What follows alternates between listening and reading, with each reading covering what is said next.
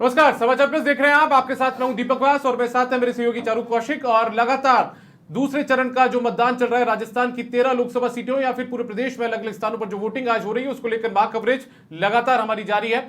और सबसे पहले आपको बता दें, हमारे साथ में दो खास मेहमान जुड़ चुके हैं हमारे स्टूडियो से, उनका तारुफ आपसे करवा देते हैं। हमारे साथ में राधेश्याम भारती जी जुड़ चुके हैं जो कि राजनीतिक विश्लेषक हैं, और साथ में विकास सोमानी पेशे से एडवोकेट हैं और बीजेपी के प्रवक्ता के तौर पर हमारे साथ जुड़े हैं। आप दोनों का बहुत स्वागत है।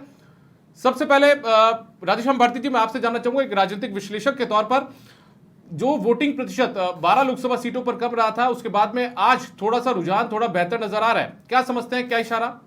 हालांकि हम ज्यादा अभी ऐलान नहीं कर सकते हैं या कुछ बातें नहीं कह सकते हैं, आचार संहिता की कुछ मर्यादाएं। देखिए, जो ट्रेंड जो देखने को मिला है, पिछली बार 1 बजे तक करीब 32% जो है वो वोटिंग हुई थी एवरेज पूरे 12 सीटों पर।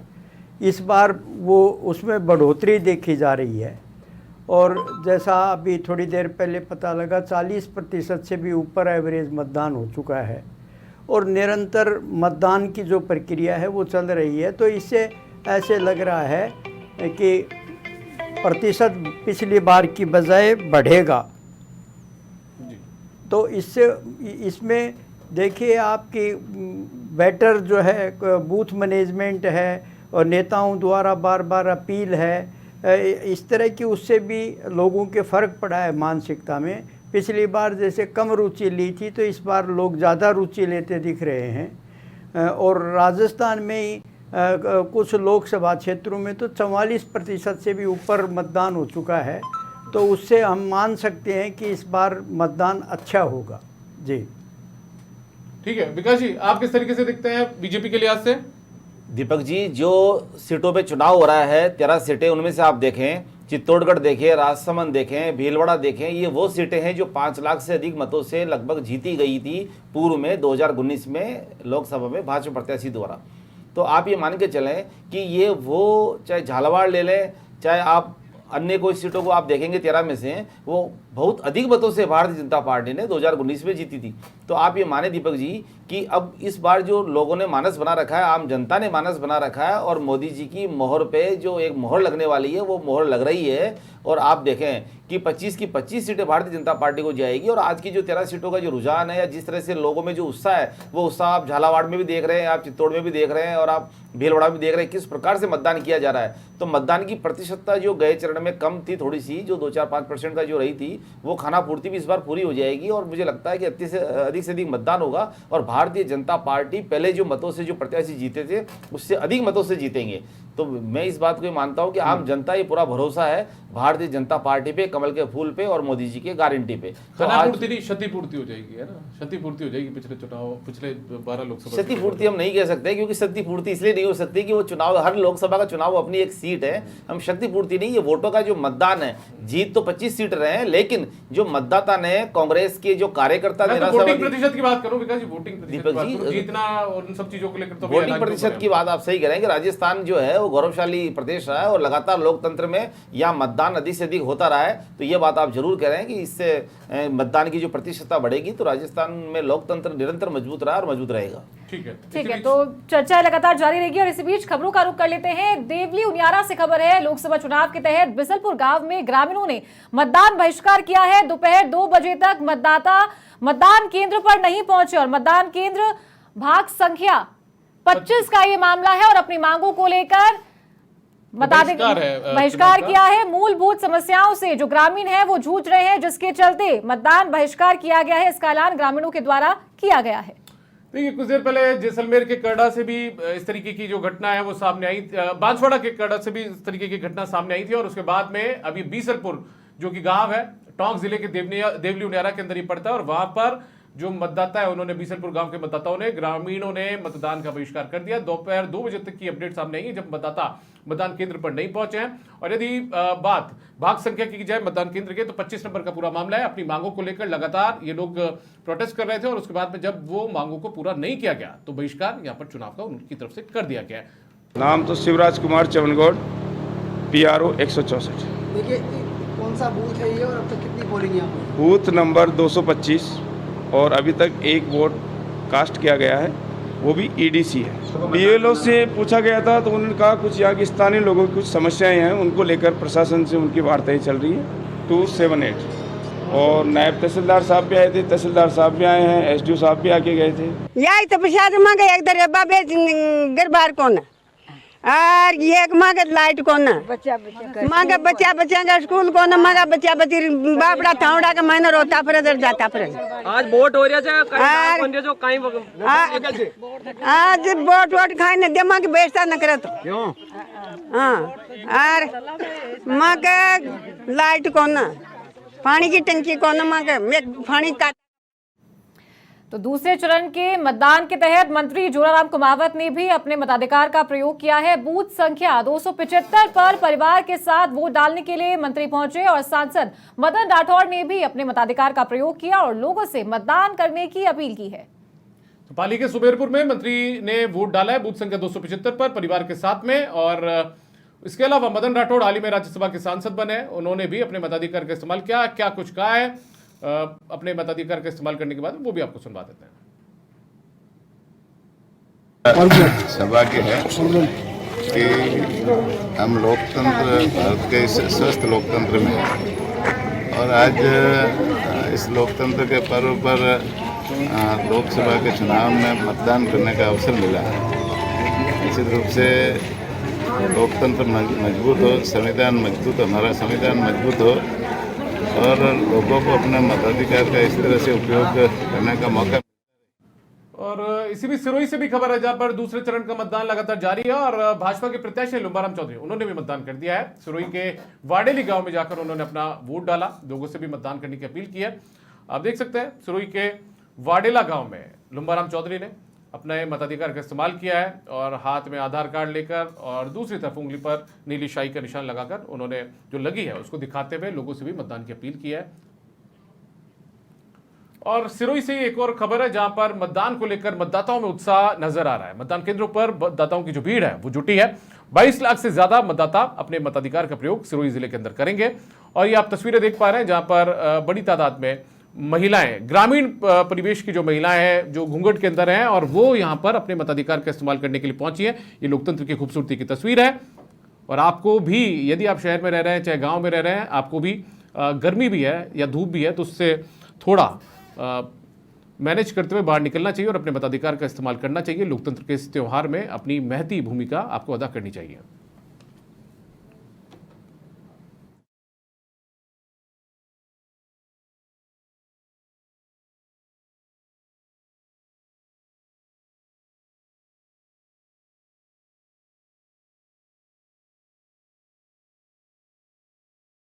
पर ग्रामीण इलाके में महिलाएं बड़ी तादाद में, ग्रामीण परिवेश में यहां पर जो महिलाएं वो पहुंची हैं।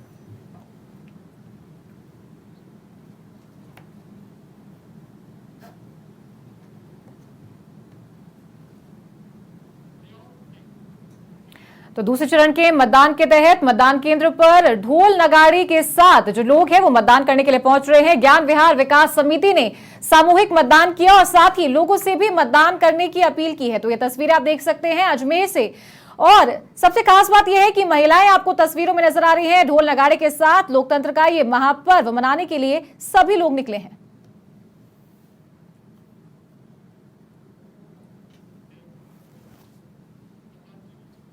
तो लोकसभा चुनाव के तहत महाकवरेज जारी है और अब सीधा रुख करेंगे चित्तौड़गढ़ का। सहयोगी हमारे घनश्याम लोहार हमारे साथ जुड़ गए हैं। घनश्याम, इस वक्त कहां मौजूद हैं आप और क्या कुछ टर्नआउट देख सकते हैं लोकसभा चुनाव के मतदान के तहत?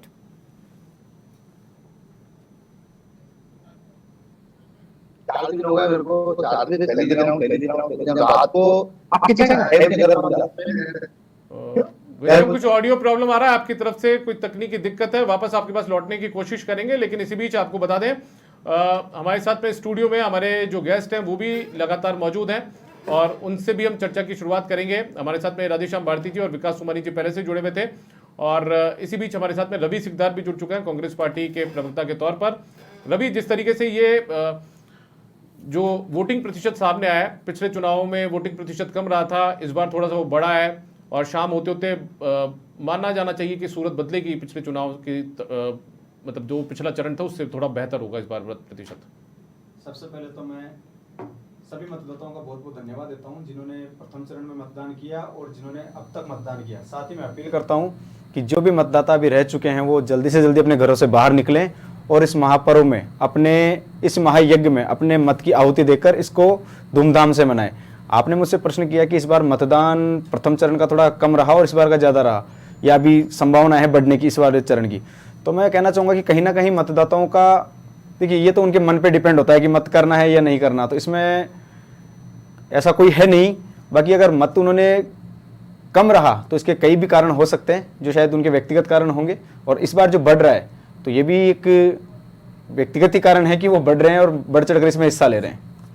रवि जी एक चीज बताइए ना, व्यक्तिगत कारण तो ठीक है, व्यक्तिगत कारण हो सकता है कि किसी की समस्या का समाधान नहीं हुआ, जैसे अभी बिसलपुर की अपने खबर देखी, हमने करडा गांव की खबर देखी, लोग नहीं निकले बाहर मतदान करने के लिए। लेकिन ये जिम्मेदारी तो राजनीतिक दलों की भी बनती है। यदि निर्वाचन आयोग यदि कोशिश कर रहा है, स्वीप कार्यक्रम चला रहा है, तो राजनीतिक दलों की भी तो ये जिम्मेदारी बनती है कि मतदान का प्रतिशत कम रह रहा है तो वो भी उसको बढ़ाने के लिए कोशिशें करें। देखिए दीपक जी, राजनीतिक दल, राजनीतिक जो उनके वॉलंटियर हैं वो पूरी कोशिश करते हैं कि मतदाता को उनके घर से बाहर निकाल कर मतदान करवाएं, लेकिन हो सकता है कि कोई भी कारण हो तो उसको लेकर हम उनको जबरदस्ती तो फोर्स कर नहीं सकते, लेकिन कोशिशें राजनीतिक दल भी करते हैं, जहां तक मैं समझ पाया हूं, जहां तक मैं देखता भी हूं। ठीक है, राधेश्याम भारती जी मैं आपका रुख करूंगा। मुझे समझाइए सर, आपसे समझना चाहेंगे कि ये जो लोकसभा के चुनाव है, वोटिंग प्रतिशत कम रहा विधानसभा चुनाव की तर्ज पर, ठीक है गर्मी अपनी जगह हो सकती है, फसल कटाई का मौसम भी अपनी अलग जगह हो सकता है, लेकिन इन सब के बीच में क्या मुद्दे होते हैं कि जो मुद्दे गौण हो जाते हैं, क्योंकि विधानसभा का चुनाव स्थानीय मुद्दों को लेकर होता है, राज्य स्तरीय मुद्दों को लेकर होता है, नीतियों को लेकर होता है, लेकिन राष्ट्रीय जो चुनाव होता है उसमें क्या राष्ट्रीय मुद्दे ज्यादा हावी रहते हैं, तो जनता या मतदाता जो होती है वो कम, थोड़ा रुझान उसका कम रहता है इन चुनावों की तरफ? देखिए दीपक जी, इस बार कुछ ऐसे मुद्दे हैं जैसे राजपूत समाज है, राजपूत समाज की नाराज़गी देखने को मिल रही है, जैसा समाचार पत्रों से भी पता लगता है कि वो बीजेपी का वोट बैंक है, लेकिन गुजरात की उस जो है घटना ने राजपूत समाज को नाराज़ किया है और उनके नेता अपील कर रहे हैं। इसी तरह SC/ST में भी रिजर्वेशन को लेकर के एक भय का माहौल है, अल्पसंख्यक वर्ग में भी जो है नाराज़गी है, तो कहीं ना कहीं इसका असर तो देखिए वोटिंग पे पड़ता ही है। फिर जो राष्ट्रीय मुद्दे हैं, जैसा कि लगातार प्रचार किया जा रहा था, लगातार जो है गारंटी की बात की जा रही थी, तो उसमें आम व्यक्ति को कुछ मिल नहीं रहा है। 80 करोड़ लोग जो है 5 किलो गेहूं के लिए मोहताज हैं, तो उनसे कैसे अपेक्षा की जा सकती है कि वो लोकतंत्र के लिए समर्पित रहेंगे, और उनका एक विश्वास जो है कहीं टूटता भी नज़र आता है। जब परसेंटेज कम होती है तो निश्चित रूप से एक मैसेज सीधा पब्लिक से मिलता है कि कहीं ना कहीं लोगों में विश्वास कम हो रहा है लीडरशिप के प्रति। आप देखिए लोकसभा में जो है चुनाव का बहिष्कार करना, मतदान का बहिष्कार करना, अभी जो है गांव की घटना दिखा रहे थे जिसपे जो है लोग पानी और बिजली जैसी छोटी छोटी समस्याओं के लिए और मतदान का उनको बहिष्कार करना पड़ता है। राधेश्याम भारती जी, ये मुद्दा तो राष्ट्रीय स्तर का है नहीं, केंद्र की सरकार आकर आपके यहाँ पर बिजली का कनेक्शन तो लगाएगी नहीं, वो तो राज्य स्तर का मुद्दा हो गया। तो नाराजगी तो राज्य स्तर के मुद्दों को लेकर भी लोगों की रही होगी, इसलिए वो संभवतः जो राष्ट्रीय चुनाव, राज्य स्तर के लोगों की समस्याएं राज्य स्तर की समस्याएं भी हैं। ये बिजली पानी की तो राज्य स्तर की समस्याएं हैं। आप देखिए किसानों की समस्या किसके, किसान नाराज हैं, उनकी कोई मांगे पूरी नहीं की गई, इतना एजिटेशन किया गया लेकिन उनकी कोई जो है किसी तरह की भी सुनवाई नहीं हुई।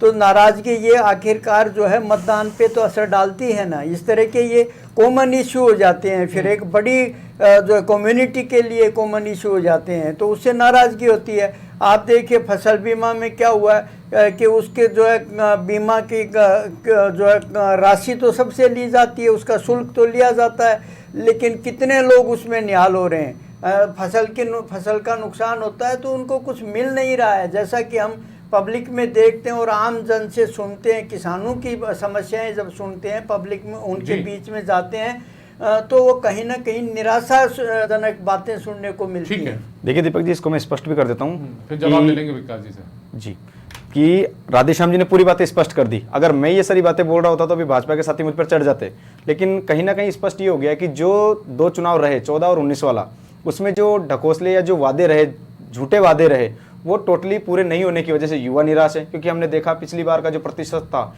युवाओं ने बहुत ही बढ़ चढ़कर हिस्सा लिया था, लेकिन इस बार उसका विपरीत हो गया। तो युवाओं के साथ जो धोखेबाजी हुई, उससे नाराज होकर युवा वोट नहीं कर रहे हैं। किसानों के साथ जो हुआ, किसान उसको लेकर वोट नहीं कर रहे हैं। तो कहीं ना कहीं जो विश्वास तो केंद्र की सुनिए। सरकार जो 10 साल में रही, वो जो विश्वास खोया, उसी का आज ही कारण है कि इसमें मतदान का प्रतिशत कम रहा है। ठीक, एक सवाल फिर मैं कर लेता हूं आपसे। मेरा रवि सिकदार जी आपसे सवाल ये है, यदि वोटिंग प्रतिशत कम रह रहा है तो आप ये कह रहे हैं कि केंद्र सरकार के खिलाफ नाराजगी होगी लोकसभा चुनाव में, यही कहना जी, ये मतलब है आपका? जी, ठीक है। तो पेपर लीक जैसे मुद्दों को लेकर तो राजस्थान की पूर्ववर्ती गहलोत सरकार के ऊपर भी लोगों की नाराजगी रही होगी, फिर उसमें मतदान प्रतिशत बढ़ा, तो क्या वो नाराजगी की वजह से बढ़ा था? देखिए मैं स्पष्ट कर चुका हूं ना कि जो 2 बार के चुनाव हुए, वो मैं मोदी विधानसभा जी- चुनाव की बात कर रहा हूं सर, अभी जो 4 महीने पहले हुए हैं दिसंबर में। तो हाँ, उसकी वजह का मैं बताता हूँ कि जो अपने विधानसभा चुनाव थे, उसमें जो भजनलाल सरकार आई है, उसके बाद में आप देखिए कि जो उज्ज्वला योजना, जो चिरंजीवी योजना, जो बिजली में राहत देने की योजनाएं थी, वो सब टोटली फेल हुए। तो कहीं ना कहीं राज्य सरकार की भी इसमें अहम भूमिका रही है। जहां नहीं, पर मैं वोटर दूसरी बात निराश करूं, हुआ है। मैं दूसरी बात करूं, मैं करूं कि पेपर लीक का मामला रहा हो, आपकी सरकार जब कांग्रेस की सरकार हुआ करती थी, उन पर आरोप लगे थे, तो अचानक मत प्रतिशत उस समय बढ़ा, राजस्थान ने बेहतर प्रदर्शन किया था ना, रुझान बहुत अच्छे आए थे मतदान प्रतिशत के उस समय विधानसभा चुनाव में, तो वो आपकी सरकार के खिलाफ नाराजगी थी, इसलिए मतदान प्रतिशत बढ़ा था बीजेपी के समर्थन में? हाँ, कहीं ना कहीं ये कारण हो सकते हैं, क्योंकि वोटर बहुत समझदार है। आज अगर वोटर वोट कर रहा है तो वो सारी चीजें जांच कर, परख कर उसके बाद में कर रहा है। लेकिन फिर उसमें क्या हुआ, उन्होंने बढ़ चढ़कर विधानसभा में वोट तो दिया, लेकिन 3 महीने का जो रिपोर्ट कार्ड इन्होंने पेश किया, जो 3 महीने की नकार, बिल्कुल एक नाकामी सी हासिल हुई, चाहे वो क्राइम हो, अभी वो एसआईटी गिना देंगे, एजीटीएफ गिना गिनाने में देंगे, ये बहुत कुछ गिना सकते हैं दीपक जी, गिनाना और धरातल पर होना, क्योंकि वोटर बहुत समझदार है। आज 100 दिन में तो बहुत ज्यादा आप उम्मीद भी नहीं कर सकते ना यार। मुझे जिस तरीके बताइए, से वो 5 बातें साल होता करके है आ और रहे एक तरफ थे, 100 दिन होते हैं। नहीं, अगर उम्मीद नहीं कर सकते तो जो कर रहे हैं उसको बढ़ा चढ़ा कर क्यों बता रहे हैं, फिर उसमें भी ज्यादा 400 रुपए में सिलेंडर देना तो शुरू किया जो पात्र थे उनको, 1 जनवरी 2024 से। नहीं, 400 रुपए में तो ये पहले भी दे रहे थे, लेकिन उसके साथ साथ इन्होंने 1100 का भी कर दिया। राजस्थान में 400 की शुरुआत हुई थी, शुरुआत- एजीटीएफ का गठन किया ही ना। दीपक जी 400 की दिए, SIT का लेकिन गठन वो हुआ ही था। 400 वाले लोग वो 1100 का लेने तो जो पर भी ठीक है उसको मजबूर हो मान गए लेना थे। चाहिए, एक्सेप्ट कर लेना चाहिए, जो ठीक हो गया वो मैंने ठीक बोला है। ना कि जो दिया इन्होंने, हमने माना कि दिया, लेकिन उन्हीं लोगों की पता नहीं क्या रहा, क्या एक इन्होंने पॉलिसी उपयोग में की कि उन्हीं लोगों को 1100 में भी मिला। ठीक है विकास जी, आप जवाब दे दीजिए। मैं अभी बहुत देर से सुन रहा हूँ, राधेश्याम जी भारती जी को भी सुना और इनको भी, कांग्रेस के हमारे साथी को भी सुना। इन्होंने जो बात कहना चाह रहे हैं, इनके पास मुद्दे गिनाने के लिए कुछ भी नहीं है, इनके पास वही योजना है जो भारतीय जनता पास मुद्दे पार्टी गिनाने ने के शुरू लिए की। क्यों नहीं मैं है? कहना चाह रहा हूँ, मेरे पास सुनिए 2 सुनिए, करोड़ के मुद्दे हैं। अरे आप मेरे पास सुनिए, किसान की अरे न्याय करने का अरे जबरदस्ती अरे क्यों भाई सुन मेरी रहे बात हैं सुनो, आपकी बात को? क्योंकि आपकी बात पूरा प्रदेश आप सुन रहा है। दरअसल क्या है अगर मैं आपकी बात कि पे चुप कांग्रेस, रहूंगा, आप सुनिए मैं आपकी सुनिए, बात पे चुप आप चुप बोलिए, रहूंगा, आप जनता जितनी देर बोलेगी, में सुन रहा था, ये आप सही थोड़ा है। सा सभ्यता तो रखें, थोड़ा ये सुनिए जो बात को। एक एक करके मेरा निवेदन है आपसे, देखिए ना तो आपकी आवाज पहुंच पाएगी जनता तक, ना आप अपनी बात रख पाएंगे। जब बोल रहे थे चुप तो मैं सुन रहूंगा, रहा था, इनकी सुनिए। बातों पर अगर मैं चुप अरे रहूंगा, रवि जी मैं आपको, रवि जी पूरा मौका मिलेगा आपको। आप सुन रहे हैं हम आपकी बात को। आप देवली उनियारा की जो गांव की बात बता रहे थे जहां से वो वोट का उन्होंने बहिष्कार किया, तो उसका कारण क्या है कि वहां देवली उनियारा से हरीश जी मीणा विधायक थे और विधायक 5 साल रहे, वो कांग्रेस सरकार रही, उन्होंने कोई सुविधाएं वहां नहीं पहुंचाई और वर्तमान में भी वो वहां से सांसद का चुनाव लड़ रहे हैं। अब वहां जब ये 5 साल कांग्रेस, जितने भी जो दावे हैं, जो वादे हैं जो इन्होंने किए कांग्रेस सरकार ने, और वो स्टेट की योजनाएं हैं जो पानी देना है, मूलभूत आवश्यकताओं का जो कई ऐसी योजनाएं है जो स्टेट गवर्नमेंट के अंडर में आती है, तो इन्होंने उसकी पालना नहीं की। इस वजह से राजस्थान में कुछ गांव ऐसे हैं जहां पर ये कांग्रेसियों ने कोई काम नहीं किया, वरन इन्होंने 5 साल सिर्फ भ्रष्टाचार, भूख और भय करने के अलावा कोई काम नहीं ठीक है, किया। लोकेश एक बार रोकूंगा मैं आपको। चरू, एक बड़ी खबर पोखरण से सामने आ रही है। पोखरण से बड़ी खबर है, शहर की बूथ संख्या 100 में विवाद उपजा है। फर्जी मतदान को लेकर बड़ा विवाद हुआ है। बूथ एजेंट और मतदाता के बीच जमकर हाथापाई हुई है। साथ ही हाथापाई के दौरान बूथ स्थल पर हड़कंप मच गया। एजेंट गोपाल जोशी और एडवोकेट धर्मेंद्र बिस्सा में झगड़ा हुआ है। सामाजिक कार्यकर्ता आशीष जोशी, नारायण रंगा ने बीच बचाव किया। पुलिस की समझाइश के बाद यह मामला शांत हुआ। शहर के मंगलपुरा विद्यालय स्थित बूथ का यह मामला बताया जा रहा है। तो ये तस्वीरें आप देख पा रहे हैं, पुलिस का जाब्ता यहाँ पर तैनात किया गया, आरएसी स्थानीय पुलिस, ये यहाँ पर तस्वीरों में आपको नजर आ रही होगी। और पुलिस की समझाइश के बाद मामला शांत भी हुआ है। मंगलपुरा विद्यालय है, वहां का ये पूरा मामला है और ये जो विवाद है वो बूथ संख्या 100 में यहाँ पर उपजा है। आपको बता दें कि जमकर हाथापाई हुई है। हाथापाई के दौरान बूथ स्थल पर हड़कंप भी मच गया, क्योंकि जो वोटर वहां पर पहुंचा था मतदान करने के लिए, वो इस गर्मी के बीच में जब इस तरीके से गर्म दो गुटों को उसने देखा तो उसमें भय व्याप्त होना या हड़कंप बनना लाजमी भी है। और एजेंट है गोपाल जोशी और एडवोकेट धर्मेंद्र मिश्रा, उनके बीच ये झगड़ा हुआ है। सामाजिक कार्यकर्ता बताए जा रहे हैं, दो से तीन लोग, वो उन्होंने बीच बचाव यहाँ पर किया और पुलिस की समझाइश के बाद जो मामला है वो यहाँ पर शांत भी हुआ है। शहर का मंगलपुरा विद्यालय है, वहां पर जो बूथ बनाया गया था, मतदान बूथ, वहां का ये पूरा मामला है। और सुरेंद्र केवलिया हमारे संवाददाता ज्यादा जानकारी के साथ जुड़ चुके हैं। सुरेंद्र, ये जो दो पक्षों में विवाद हुआ है, आपसे जानना चाहेंगे कौन से राजनीतिक दल के एजेंट थे और ये जो एडवोकेट वकील साहब बताए जा रहे हैं ये कौन थे? पूरी बात आपसे समझना चाहेंगे यहाँ पर। जी, ये बता दूं, जो एडवोकेट है वो भारतीय जनता पार्टी के सपोर्ट करते हैं और वहाँ पे जो एजेंट बैठे थे, जो कांग्रेस पार्टी के एजेंट बैठे थे, यहाँ पे एक जो महिला थी विमला, जो वोट देने आई थी, जो दूसरे वार्ड की थी, वो अपने आधार कार्ड देकर वोट देती है और उससे मालूम पर वोट आधार कार्ड पर वोट देती है, जहाँ पर भाजपा के एजेंट बैठे हैं और कांग्रेस एजेंट बैठे हैं और दोनों उनको देखकर उसको वोट डलवाते हैं और अधिकारी भी उनसे वोट डलवाते हैं। बाद में जो मूल वो विमला थी वो वोट देने की उसी वार्ड की, जब वोट देने पहुंची तो उनको कहा वोट डाला हुआ है, तो इस पर एडवोकेट धर्मेंद्र मिश्रा जो नाराज हो गई और वहां पर जाके एजेंट से जाके धक्का-मुक्की के लड़ाई होगी। चलिए, बहुत शुक्रिया आपका सुरेंद्र केवलिया इस तमाम जानकारी के लिए। तो यहाँ पर जो विवाद की स्थिति है वो देखने को मिली है और फर्जी मतदान को लेकर ये जो विवाद है वो यहाँ पर पैदा हुआ और बाद में बूथ एजेंट और मतदाता के बीच में जमकर हाथापाई भी हुई है। इसी बीच फलौदी का रुख कर लेते हैं। फलौदी में दूसरे चरण का मतदान जारी है और विधायक पब्बाराम बिश्नोई ने मतदान किया है। आईजीएनपी कॉलोनी मतदान केंद्र पर उन्होंने अपने मताधिकार का इस्तेमाल किया, लोगों से भी मतदान करने की अपील की है। तो आईजीएनपी कॉलोनी में जो मतदान केंद्र बनाया गया था वहां पर यह मतदान उन्होंने किया है। विधायक है पब्बाराम बिश्नोई, उन्होंने अपने मताधिकार का इस्तेमाल किया, अपने घर से निकले और वोट डालने के लिए, लोकतंत्र के इस त्योहार में हिस्सा लेने के लिए वो पहुंचे हैं। पब्बाराम बिश्नोई इनका नाम है, अपने परिवार के साथ ये आए हैं और लोगों से भी अपील किया है कि वो मतदान जरूर करें।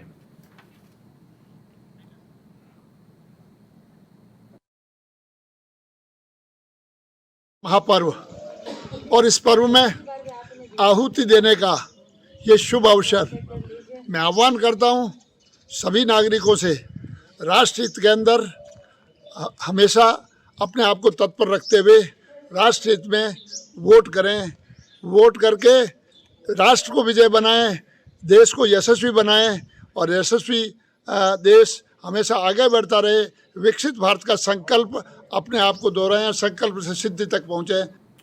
और इसी बीच बालोतरा के सिवाना से खबर है, जहां पर सिवाना में 279 बूथ बनाए गए हैं। 2,78,000 से ज्यादा जो मतदाता हैं वो आज मतदान करने जा रहे हैं। ये तस्वीरें हम आपको दिखा रहे हैं बालोतरा के सिवाना की। सिवाना में यहाँ पर 279 मतदान केंद्र यानी बूथ पोलिंग स्टेशन बनाए गए हैं और यहाँ पर करीब आप मानकर चलिए 3.25 लाख से ज्यादा मतदाता हैं जो अपने मताधिकार का इस्तेमाल करेंगे और शाम तक ये आंकड़ा भी आ जाएगा कि आखिर कितने लोगों ने, इनमें से जो मतदाता हैं उनमें से कितने लोगों ने अपने मताधिकार का इस्तेमाल यहाँ पर किया है।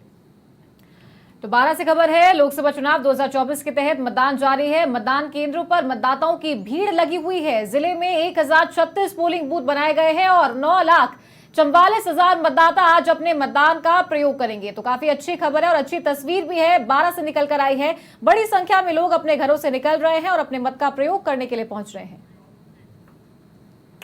और जोधपुर की लूड़ी से खबर है, जहां पर मतदान जारी है और कैबिनेट मंत्री जोगाराम पटेल ने भी अपने मताधिकार का इस्तेमाल किया। मंत्री के पहुंचने पर ढोल थाली से उनका स्वागत किया गया।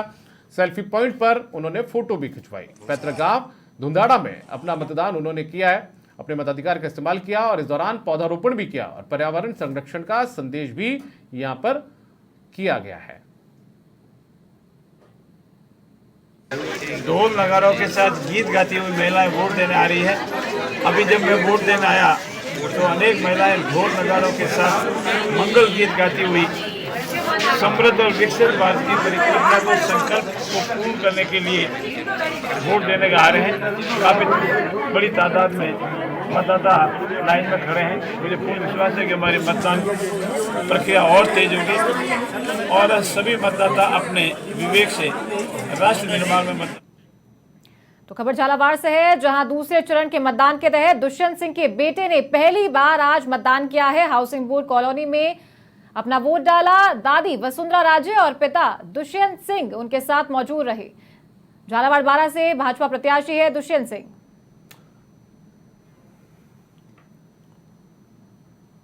तो यहाँ पर मताधिकार का जो इस्तेमाल है वो यहाँ पर किया गया है। और भीलवाड़ा के बिजौलिया से खबर है जहां पर दूसरे चरण का मतदान जारी है। एमएलए गोपाल खंडेलवाल ने भी मतदान किया है। पैतृक गांव होड़ा गांव में उन्होंने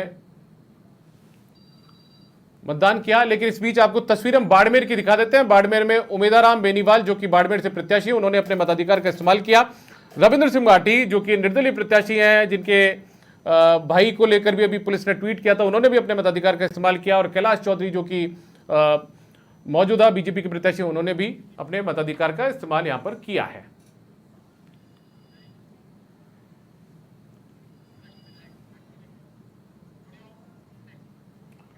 भीलवाड़ा के बिजौलिया से खबर है जहां पर एमएलए गोपाल खंडेलवाल ने मतदान किया है। पैतृक गांव होड़ा गांव में उन्होंने वोट डाला, लोगों से मतदान करने की अपील भी की है। गोपाल खंडेलवाल यहां से विधायक है और भीलवाड़ा के बिजौलिया के होड़ा गांव में उन्होंने अपने मताधिकार का इस्तेमाल किया। पैतृक गांव है उनका होड़ा, और यहां पर वो वोट डालते हुए नजर आए, विक्ट्री का साइन दिखाते हुए नजर आए।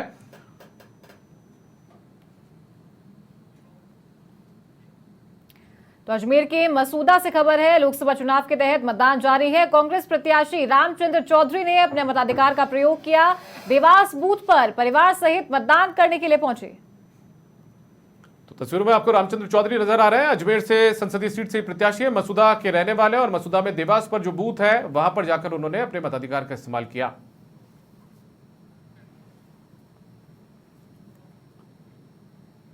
बारा से खबर है जहां पर जो प्रत्याशी हैं कांग्रेस के उर्मिला जैन भाया, उन्होंने भी मतदान किया है। बटावदा मतदान केंद्र पहुंचकर उन्होंने मताधिकार का इस्तेमाल किया, मतदान किया। और उसके बाद में ये हाथ पर लगी जो नीली स्याही है वो भी दिखाती हुई नजर आई है, और लोगों से अपील भी की है कि वो ज्यादा से ज्यादा संख्या में अपने घर से बाहर निकलें और उसके बाद अपने मताधिकार का इस्तेमाल करें।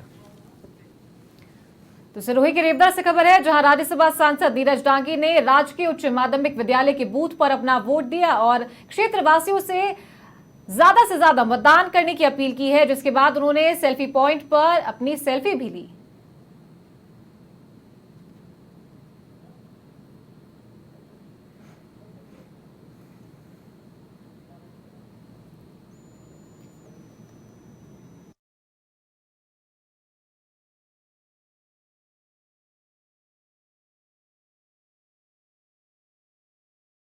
मतदान का ये आज का दिन है और मैं समझता हूं कि राजस्थान की जनता जहां 13 लोकसभा सीटों के ऊपर मतदान होगा, आज रेवदर में जालोर लोकसभा के लिए मतदान है और मैं अपना मतदान करने के लिए आया हूं। मुझे फक्र है कि मैंने आज जो है हिंदुस्तान के इस मतदान के दिन अपने मत का उपयोग किया है और मैंने कांग्रेस पार्टी को वोट डाला है।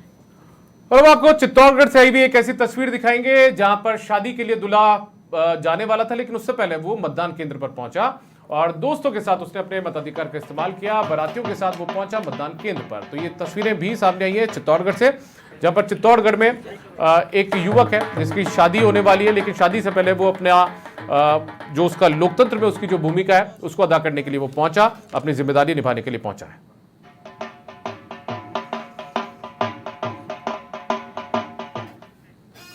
और इसी बीच देखिए लोकसभा चुनाव 2024 में जो 13 लोकसभा सीटों पर मतदान चल रहा है उसको लेकर एक बड़ी खबर सामने आई है कि 50.27% मतदान हो चुका है, यानी कि 50% से ज्यादा मतदान दोपहर 3 बजे तक हो चुका है। हर 2-2 घंटे में अपडेट आ रही है, सुबह 9 बजे, 11 बजे, 1 बजे और अब 3 बजे। 3 बजे तक 50.27% मतदान हुआ है, यानी कि 50% से ज्यादा मतदान अब तक हो चुका है। तो बात करें अजमेर की तो 43.28%, बांसवाड़ा में 60.1%, बाड़मेर में 59.71% मतदान हो चुका है। भीलवाड़ा की बात करें तो 45.39%, चित्तौड़गढ़ में 51.71%, जालौर में 49.85%, तो वहीं झालावाड़ बारा में 56.12% मतदान हो चुका है। जोधपुर में अर्धशतक लगा है, यानी कि 50% अब तक मतदान हो चुका है। कोटा की बात करें तो 54.78%, पाली में 44.27%, राजसमंद में 43.94%, टोंक सवाई माधोपुर में 42.61%, तो वहीं उदयपुर में 51.60% मतदान हो चुका है। तो अच्छे आंकड़े सामने निकल कर आए हैं। 3 बजे तक लगभग अर्धशतक लग चुका है और ऑल ओवर भी जो पूरा आंकड़ा है राजस्थान का वो भी कुछ देर में आ जाएगा। तो राजस्थान में भी अर्धशतक लग चुका है, 50.27% मतदान हो चुका है। और हमारे साथ में मेहमान भी लगातार जुड़े हुए हैं, उनका एक बार वापस से रुख कर लेते हैं। राधेश्याम भारती जी, तस्वीर साफ होती होती नजर आ रही है। हालांकि शाम 6 बजे बाद पूरा जब आंकड़ा साफ आएगा तो उसके बाद में जो धुंधली तस्वीर है वो पूरी क्लियर हो जाएगी, स्पष्ट हो जाएगी। लेकिन 50% से ज्यादा मतदान 3 बजे तक हो चुका है। सुखद संकेत लोकतंत्र के लिए। बिल्कुल, देखिए 50% से ज़्यादा जो मतदान हो चुका है और कई लोकसभा क्षेत्रों में काफ़ी अच्छे 59% तक भी जैसा बता रहे हैं। तो ये एक अच्छी तस्वीर जो है इस बेल्ट से मुझे ऐसे लग रहा है जैसे पहले मतदान में जो कम वोटिंग हुई थी उसमें ऐसा माना जा रहा था कि भारतीय जनता पार्टी को इससे नुकसान होगा, लेकिन इस बेल्ट में जो ये इतना मतदान जो बढ़ रहा है तो उससे भारतीय जनता पार्टी को इसमें मैं समझता हूँ कि हो सकता है फ़ायदा हो इसमें, और इधर की ये बेल्ट अच्छी निकले ऐसा, क्योंकि देखिए परसेंटेज बढ़ेगा, वोट परसेंटेज बढ़ेगा तो निश्चित रूप से उसका बेनिफिट वो भारतीय जनता पार्टी को मिलेगा, क्योंकि उसकी भारतीय जनता पार्टी की प्रदेश में भी सरकार है, ऊपर भी सरकार है। फिर इसमें ऐसा माना जा सकता है कि मोदी को मद्देनज़र रख के लोग वोट कर रहे हैं, इसका भी फायदा मिल सकता है। ठीक है। रवि सिकदार जी, अभी कुछ देर पहले आप कह रहे थे कि लोगों की नाराजगी है केंद्र सरकार के खिलाफ। राजस्थान की सरकार भी अपने 3-3.5 महीने के कार्यकाल में ज्यादा कुछ काम कर नहीं पाई, तो अब जब ये नया आंकड़ा सामने आया 13 लोकसभा सीटों का, तो क्या अब यहाँ के जो मतदाता हैं वो क्या अब केंद्र की नीतियों से प्रभावित हैं? देखिए, पहले तो मैं, हमारे भाजपा के साथी ने अभी टोंक सवाई माधोपुर का एक एग्जाम्पल दिया था, तो वहां पर विरोध हुआ है सांसद का, क्योंकि वहां पर सांसद बीजेपी के थे। और अरे समस्या है वो तो सुनिए, तो सांसद आपके थे और जल संसाधन मंत्री भी आप ही के थे, आपके जल संसाधन मंत्री थे और आप ही के सांसद थे, ये ना भूलें। उनसे नाराज होकर ही हमारे हरीश मीणा जी को जिताया इस बार, उनसे नाराज होकर हरीश मीणा जी को जिताया है। और देखिए आप दीपक जी, देखिए कितना, मतलब क्या बोले इसको कि चरित्र, सोतेला चरित्र जिसको मैं कह सकता हूं कि हरीश मीणा, अभी भाई साहब ने खुद ने कहा है कि ये कुछ कर नहीं पाए क्योंकि सरकार, मुख्यमंत्री तो बीजेपी के हैं और वहां विधायक कांग्रेस के दो चित्र दिखा रहे हैं आप। छोड़िए आप ये बातों को, और बात आपने वोटिंग प्रतिशत की, तथ्य को नहीं समझ रहे हो, प्रतिशत की बात की दीपक जी आपने। चलो आप, मैं सत्यता पे हूं, आपके लोकेश शर्मा जी ने आपके मुख्यमंत्री जी ने क्या किया कांग्रेस सरकार के लिए? कुछ बचा है क्या अब? लोकेश शर्मा जी ओएसडी के बाद भी कुछ बच रहा है? देखिए, एक बार मैं रोकूंगा आपको, ये तस्वीरें आप देखिए। राजस्थान में फर्स्ट फेज में 41.51% वोटिंग 12 सीटों पर हुई। सेकंड फेज में 50.27% जो वोटिंग है वो हुई है। ये आपको हम 3 बजे तक की वोटिंग का आंकड़ा बता रहे हैं। ये जो 41% जो आंकड़ा हमने बताया, 41.5% का आंकड़ा, ये शाम 6 बजे तक का नहीं है, ये दोपहर 3 बजे तक का आंकड़ा हम आपको बता रहे हैं। यानी कि 19 अप्रैल को 12 लोकसभा सीटों पर जो वोटिंग हुई थी उसमें दोपहर 3 बजे तक का आंकड़ा आपके टीवी स्क्रीन पर है, और बाद में सेकंड फेज में 3 बजे तक का आंकड़ा 50.27% है। ये बताता है कि ये जो मतदान प्रतिशत है, वोट फीसदी है, वो बड़ा है और मतदाता जागरूक हुआ है, अपने घर से बाहर निकला है। जो पहले चरण में दिक्कतें उसके सामने थी, चाहे वो गर्मी की रही हो या कोई दूसरी दिक्कतें रही हो, उसको दूर करके, उसे दरकिनार करके, उन कमियों को दरकिनार करके, उन परेशानियों को दूर करता हुआ वो अपने घर से बाहर निकला और परेशानी को साइड में रखकर उसने मतदान किया है, मताधिकार का इस्तेमाल किया है। ये जो आंकड़ा आपके टीवी स्क्रीन पर आप देख पा रहे हैं लोकसभा चुनाव के मद्देनजर, ये बयां करता है कि मतदाता जागरूक हुआ है। निर्वाचन विभाग ने भी अपनी जिम्मेदारियां निभाई थी, हालांकि उन जिम्मेदारियों का स्वीप कार्यक्रम का असर फर्स्ट फेज में वोटिंग में देखने को नहीं मिला, लेकिन अब सेकंड फेज में ये देखने को मिला है। हालांकि कुछ जगहों से तस्वीरें ये भी सामने आई, चाहे वो मेवाड़ का इलाका हो, वागड़ का इलाका हो, हाड़ौती का इलाका हो, वहां पर मौसम ने भी साथ दिया और कई स्थानों पर बूंदाबांदी हुई, कई स्थानों पर मौसम खुशनुमा हुआ, तो उसका असर यहां पर यह हुआ कि वोटिंग प्रतिशत भी खुशनुमा यहां पर हुआ है। चारू, तो राजस्थान में 3 बजे तक के आंकड़े आपको बता दें। फर्स्ट फेज में जो वोटिंग हुई थी 41.51% जो आंकड़ा है वो निकल कर आया था, लेकिन आज सुखद तस्वीर देखने को मिल रही है। 50.27% मतदान अब तक हो चुका है। 3 घंटे अभी भी शेष है और भी अच्छी तस्वीरें संभावना है कि निकल कर आ सकती हैं। तो दोपहर 3 बजे तक के आंकड़े आपको बता रहे हैं, हर 2 घंटे में जो वोट टर्नआउट है वो निकल कर आता है। परसेंटेज आपको बता रहे हैं, सुबह 9 बजे, 11 बजे, 1 बजे और अब 3 बजे का ये आंकड़ा निकल कर आया है। तो ये पूरा कंपैरिजन है कि 41.51% वोटिंग हुई थी 19 अप्रैल को 3 बजे तक, लेकिन आज अर्धशतक लगा है। 50.27% अब तक वोट डाले जा चुके हैं राजस्थान में। मोटे तौर पर आप समझ सकते हैं 9% ज्यादा मतदान पिछले 12 सीटों की बजाय इस बार 13 सीटों पर होता हुआ नजर आ रहा है। दोपहर 3 बजे तक का आंकड़ा हम आपके सामने रख रहे हैं।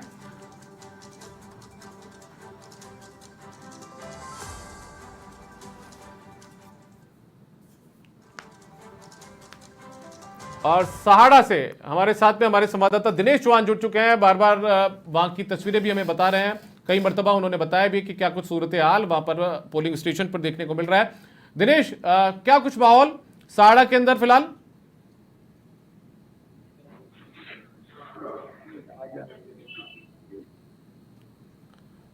दिनेश, आवाज सुन पा रहे हैं मेरी?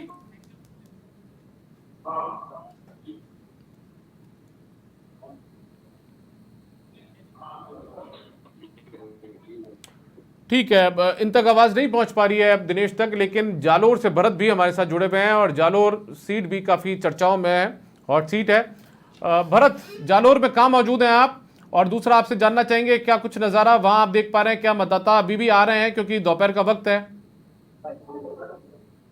जी बिल्कुल, मैं आपको बताना चाहूंगा कि जालोर से 36 किलोमीटर की दूरी पर 253-254 नंबर बूथ पे हम पहुंचे हैं। यहाँ पर देख रहे हैं तो लगातार सुबह से यहाँ पर देखने को मिल रहा था कि लंबी कतारें थी मतदाताओं की, लेकिन जो धूप चढ़ने लगी तो वाकई में अभी देखा जाए तो मतदाताओं की कमी देखने को मिल रही है। मतदाता बहुत ही कम आ रहे हैं, लेकिन ग्रामीण क्षेत्र होने के बावजूद यहाँ ग्रामीण क्षेत्रों के आसपास कुर्सी बेरों पर लोग यहाँ पर ज्यादातर रहते हैं, तो उनका अनुमान है कि 4 बजे से 6 बजे के बीच में यहाँ पर ज्यादातर मतदाता पहुंचेंगे और अपना मत का प्रयोग करेंगे। भरत, आपसे जानना चाहेंगे यदि महिलाओं की भागीदारी की बात करें, देश की आधी आबादी की बात करें, तो क्या महिलाएं भी आ रही हैं वहां पर? और मैं एक बार नजारा जरूर देखना चाहूंगा वहां पर, क्या कुछ नजारा पोलिंग स्टेशन पर अभी आप दिखा पाएंगे? जी, मैं अभी आपको पोलिंग बूथों की बताऊं तो यहाँ पर बिल्कुल खाली है। अभी फिलहाल मतदाता कोई नहीं आ रहे हैं, धूप ज्यादा होने के कारण से यहाँ पर एकदम खाली बूथ दिखाई जा रहे हैं, लेकिन महिलाओं का यहाँ पर रुझान काफी ज्यादा है और महिला बढ़ चढ़कर हिस्सा ले रही है। जैसे कि आसपास के कुर्सी बेरों पर और ढाणियों में रह रहे वो भी बढ़ चढ़कर हिस्सा ले रहे हैं, ज्यादातर यहाँ पर पहुंच रहे हैं, लेकिन गर्मी के हिसाब से कुछ समय के लिए यहाँ पर कमी देखी जा रही है। ठीक है, बात करिए एक बार भरत, यहाँ पर जो लोग मौजूद हैं उनसे।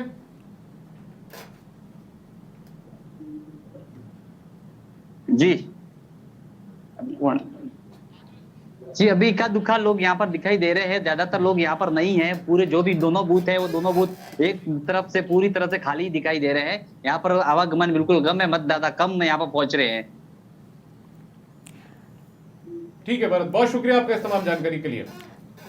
तो भरत हमारे संवाददाता हमारे साथ जुड़े हुए थे और वो बता रहे थे कि जालोर के जो पोलिंग स्टेशन है वहां पर क्या सूरत हाल फिलहाल देखने को मिल रहा है।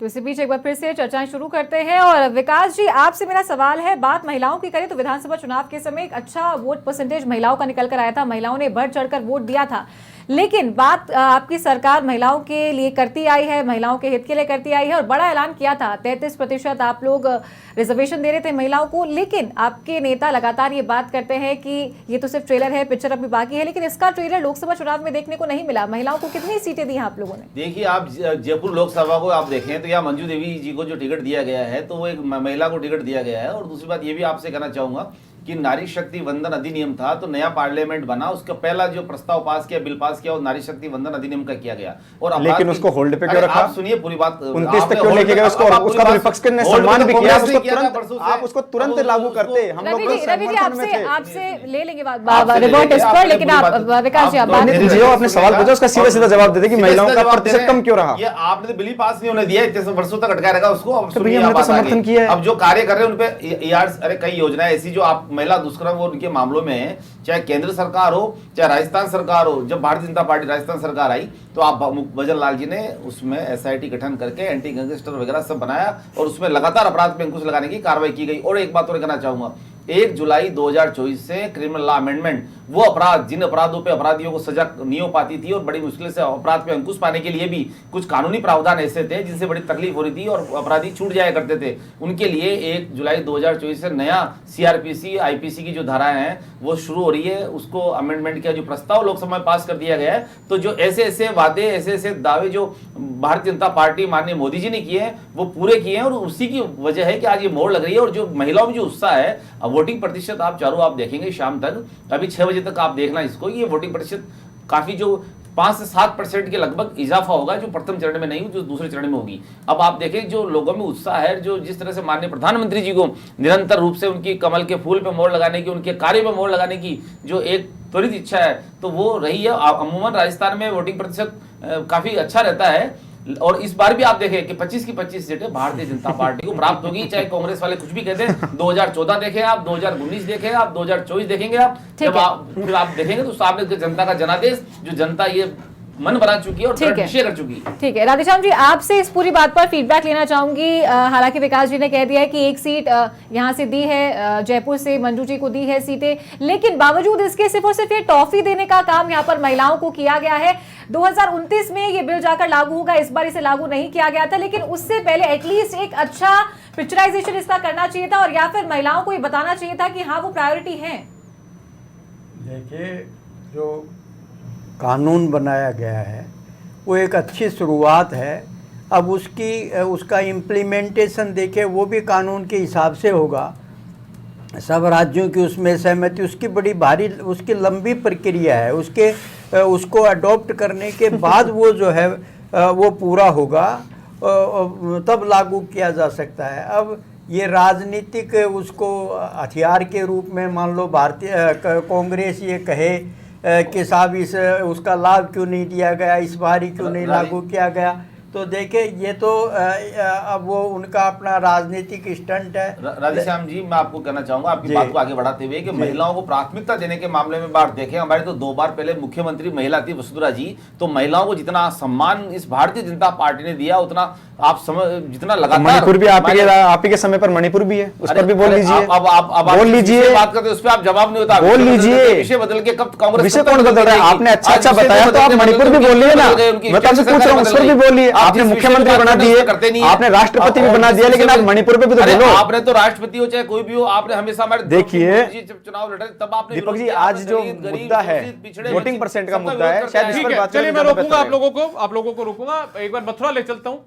मथुरा भी काफी दिलचस्प सीट है और कृष्ण की नगरी है और ऐसे में मुकाबला भी यहाँ पर काफी दिलचस्प है। हेमा मालिनी यहाँ पर चुनावी मैदान में है। गिरधर हमारे संवाददाता ज्यादा जानकारी के साथ वहां से जुड़ चुके हैं। चलिए, गिरधर के साथ कोई तकनीकी दिक्कत है, लेकिन इसी बीच गिरधर वापस जुड़ चुके हैं। गिरधर, आवाज मेरी सुन पा रहे हैं? गिरधर बताइए, क्या नजारा फिलहाल कृष्ण की नगरी मथुरा में फिलहाल देखने को मिल रहा है, और दूसरा ये बता दीजिए कि क्या मतदाताओं में उत्साह है या गर्मी का असर देखने को मिल रहा है वहां पर भी? जी बिल्कुल, मैं अपने दर्शकों को बताना चाहूंगा कि मथुरा की जो सीट है, संसदीय क्षेत्र जो मथुरा का है, इस पर सभी की नजर बनी हुई है, क्योंकि जैसे ही अयोध्या में राम मंदिर का निर्माण हुआ था उसके बाद से ही भाजपा का भी प्रमुख एजेंडा रहा है कि अयोध्या हुई हमारी है और काशी और मथुरा की बारी है। तो इस वजह से मथुरा एक हॉट सीट मानी जा रही है। हेमा मालिनी यहाँ से पिछले 2 बार से लगातार भाजपा की सांसद है, तीसरी बार भी उन्हें चुनावी मैदान में भाजपा की तरफ से उतारा गया है। वहीं गठबंधन की तरफ से मुकेश धनगर को यहाँ पर प्रत्याशी बनाया गया है। तो इस वजह से मथुरा जो है सभी के लिए हॉट सीट मानी जा रही है कि इस बार मथुरा में क्या होगा, क्योंकि जो मथुरा की सीट फाइनल होगी या भाजपा के खाते में जाती है या गठबंधन के खाते में जाती है, तो उससे कहीं ना कहीं एक मैसेज कन्वे होगा कि किस तरह की मथुरा की जनता का मूड है और वो आगे क्या चाहती है। और अगर आज के मतदान की बात करते हैं तो सुबह से ही मथुरा में मतदान प्रारंभ हो गया था और लगभग 3 बजे के आंकड़ों की बात करें तो 39% के लगभग करीब मतदान यहाँ पर हो चुका है। 39% मतदान है। पिछली बार की बात करते हैं 2014 में 64% मतदान रहा था, 2019 में 60% के मतदान रहा था। अब की बार का जो जिला प्रशासन का लक्ष्य था 75% मतदान का लक्ष्य रखा गया, लेकिन कहीं ना कहीं अब बार गर्मी का पिछड़ा है। फिर तो गिरधर पिछड़ा है मतदान, फिर इस हिसाब से 3 बजे तक 39% का यदि आंकड़ा सामने आया तो इस तरह तो बहुत ज्यादा आगे नहीं बढ़ पाएगा। जिला निर्वाचन विभाग 75% तक का अपना जो टारगेट है उसको अचीव नहीं कर पाएगा। जी बिल्कुल, जो उनका जो टारगेट रखा गया था 75% मतदान होगा, लेकिन अगर उसको देखते हैं कि 3 बजे तक यहाँ पर 39% से भी कम मतदान रहा है। 38.66% मतदान यहाँ पर हुआ है अभी तक। 3 बजे तक की अगर हम बात करते हैं तो इसके हिसाब से 3 घंटे और बाकी है। 3 घंटे में कितना ही हो पाएगा, तो लगभग 55% मतदान जाने की यहाँ पर संभावना जताई जा रही है। मतदान प्रतिशत भी यहाँ पर कम रहने की उम्मीद बताई जा रही है। ठीक है, बने रहिए हमारे साथ। और इस बीच कोटा से रुक करते हैं रवि सिंह का। रवि, 3 बजे के आंकड़े आ चुके हैं, गर्मी अपने तेवर दिखा रही है, क्या कुछ तस्वीरें दिखाना चाहेंगे कोटा से? जी बिल्कुल, कोटा की तस्वीरें बता दें हम आपको कि सुबह से ही जो मतदान केंद्र है वहाँ पर जो लाइन है वो लगातार लगी हुई है। बीच में अचानक से जो मौसम का जो परिवर्तन हुआ, मौसम के परिवर्तन के बाद कहीं ना कहीं जो बीच में रफ्तार थी मतदान की वो कम हुई। उसके बाद जब बारिश रुकी तो उसके बाद से वापस जो मतदान की जो रफ्तार थी वापस बढ़ी है। करीब 3:30 बजे तक का जो मतदान प्रतिशत वो आया है वो 54.78% जो कोटा बूंदी लोकसभा का जो मतदान जो प्रतिशत है वो यहाँ पर आया है। तस्वीर देख रहे होंगे आप, जो पुलिस की जो व्यवस्था है, जो चाकचौंध व्यवस्था है, सुरक्षित मतदान वो उसको लेकर जो चाकचौंध व्यवस्था है वो लगातार। ठीक है रवि, बड़ी संख्या में महिलाएं नजर आ रही हैं तस्वीरों में, आप बात कर सकते हैं उनसे, क्या कुछ मुद्दे हैं उनके जिनके बलबूते वो आज अपने मताधिकार का प्रयोग करने पहुंची है? जी बिल्कुल, कुछ महिलाएं हमारे साथ हैं, उनसे हम बात कराने की आपसे प्रयास करते हैं। आप पूछें कितना टाइम आपको हो गया, क्या व्यवस्था है और क्या मुद्दे रहते हैं महिलाओं के लिए? सही है, वोट देना बहुत जरूरी है। कहाँ से आए आप? ये नयापुरा, यहीं से आई हूँ, मोटेसी स्कूल के पास ही है। महिलाओं के क्या मुद्दे रहते हैं कि महिलाएं क्या सोच के मत करती है? महिलाओं की सुरक्षा की बात हो या महिलाओं की गिरौनी के हिसाब से किस तरह? बस यही है कि जो भी हो सही हो। कुछ और महिलाएं भी हमारे पास साथ मौजूद हैं, इनसे बात करने पे। आप कहाँ से हैं? तो ये कुछ महिलाएं थी, कुछ जो युवा है, जो कुछ उनसे आपकी बात कराने का प्रयास करते हैं। ठीक है रवि, आप बात करिएगा और एक बार हम इंद्रजीत के पास चल चलते हैं। इंद्रजीत, कहाँ मौजूद है आप किशनगढ़ में?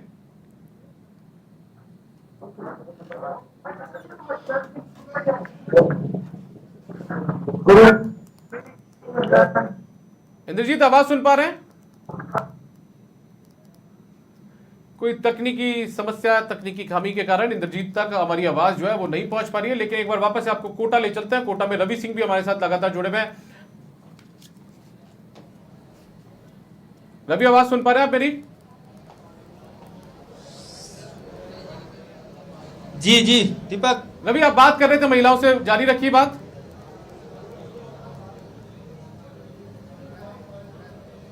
हाँ जी बिल्कुल दीपक, आपकी बात कराने का प्रयास करते हैं। कुछ युवा जो साथी है वो हमारे साथ पहुंचे हैं। कौन सा, पहले तो आपसे बात करना चाहेंगे, पहला मतदान कर रहे हैं या इससे पहले भी आप कर चुके हैं? पहली बार ही। अच्छा, कौन सा मतदान आप जी? कौन सी बारी मतदान कर रहे हैं? फर्स्ट बार है। अच्छा, फर्स्ट बार है। क्या सोच कर आए हैं रवि? पूछिए, क्या सोच कर आए हैं, क्या जहन में मुद्दे हैं?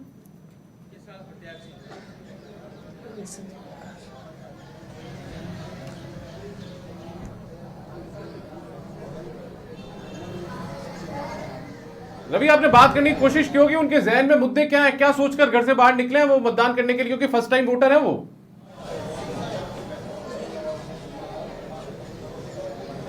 हाँ जी बिल्कुल, जो नए वोटर है वो भी घर से बाहर निकले हैं, मतदान करने के लिए निकले हैं। लगातार कुछ और वोटर जो हमारे साथ मौजूद हैं, इनसे बात करने का प्रयास करेंगे। भी आपसे बात करने का प्रयास करते हैं। किस तरीके, आप कहाँ से आए, क्या युवाओं के मन में रहता है? प्रथम बार मतदान कर रहे हैं? ये पहली बार ही मतदान कर रहा हूँ मैं। और हम वोट इसलिए करते हैं क्योंकि हम बेरोजगार है। अभी जो बेरोजगारी पे इनके लिए, मतलब जो अभी बेरोजगार घूम रहे हैं और उनके लिए नौकरी वोकरी ये सब निकलेगी। अब जैसे भी जो भी नई सरकार आएगी उनके लिए, जो हमें नौकरी वोकरी जो भी चीज़ लॉन्च करेगी वो उनके लिए। ठीक है, मैं रोकूंगा रवि आपको। एक बार इंद्रजीत उबाना के पास चलते हैं, उनके साथ में भागीरथ चौधरी बीजेपी से प्रत्याशी हैं अजमेर सीट से, वो उनके साथ जुड़े हुए हैं। वो क्या कुछ कह रहे हैं वो सुनवाते हैं आपको।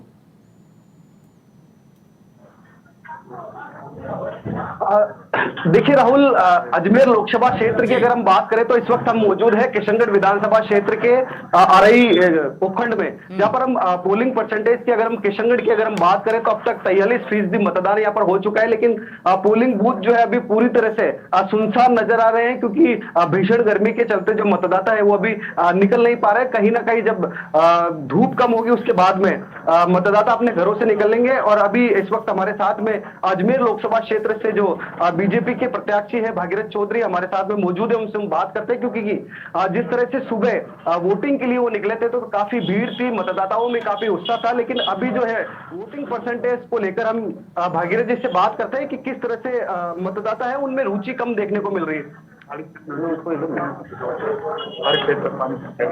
संसद साहब, सुबह जो थी काफी भीड़ थी मतदाताओं को लेकर, लेकिन अभी वोटिंग परसेंटेज कम है, क्या कारण है? देखिए बीच में आपको पता 43 डिग्री टेम्परेचर है, इस वजह से बीच में वो ऊपर निकला।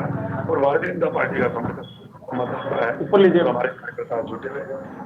कांग्रेस में निराशा है और हताशा है, इसलिए उनके समर्थक वोटर जो आ नहीं रहे, इसलिए जो मत प्रतिशत है तो कम है।